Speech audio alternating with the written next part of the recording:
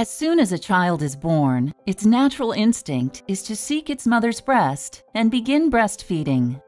Placing your newborn in skin-to-skin contact at your breast in the first hour following birth offers several benefits for your newborn and for you. Skin-to-skin contact helps stabilize baby's temperature, respiratory rate, and blood sugar, and stimulates brain development. It also helps build a bond between you and your baby. Your newborn begins to suckle and gets the first milk, called colostrum, which is rich in antibodies and nutrients. It is sometimes called baby's first immunization. Colostrum helps prevent allergies and infection. Colostrum helps clear the first stool and reduce jaundice.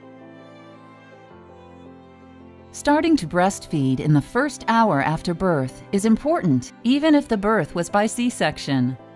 If you have a C-section, you can start breastfeeding as soon as you feel comfortable enough to hold your baby. As you wait, keep the baby with you, preferably in skin-to-skin contact. Ask health workers to show you comfortable breastfeeding positions. Breastfeeding can begin right away in the operating room in most cases. If your baby is born with low birth weight, but not prematurely, you can begin breastfeeding right away.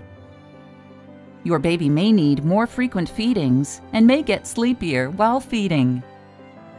If your baby is born prematurely, he or she may not be able to breastfeed at first, but may be able to drink expressed breast milk.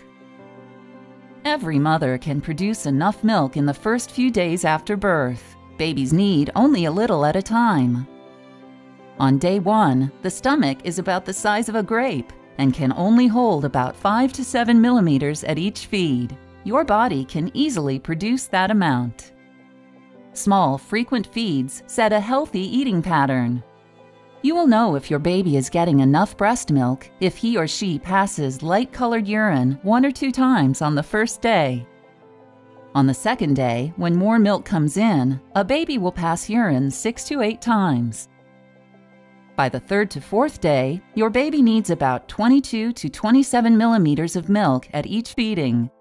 That's the amount that would fill a stomach the size of a lemon. By the 10th day, your infant needs about 60 to 80 millimeters of milk at each feeding. Your body can easily produce this amount, filling a stomach the size of an egg. During these first days, your newborn stomach is designed to digest breast milk easily. Feeding your baby anything before you initiate breastfeeding can pose risks to your baby. Substances such as water, sugar water, honey, and baby formula are called pre-lacteals. These are risky because your baby lacks the enzymes to digest these. Your baby is more likely to develop food intolerance or allergies. Serious infections may occur. Your baby's stomach is filled up, leaving less room for nutritious breast milk. Breast milk takes longer to come in, delaying establishment of breastfeeding. If pre-lacteals, like formula, are provided using a bottle, your infant will not be as interested in suckling at your breast because it's easier to get milk from a bottle. With less suckling, you will produce less breast milk. For 9 months in the womb, your baby receives all the nutrition needed from your body. After birth, your body continues to produce the best nourishment for the baby, and in the right amount.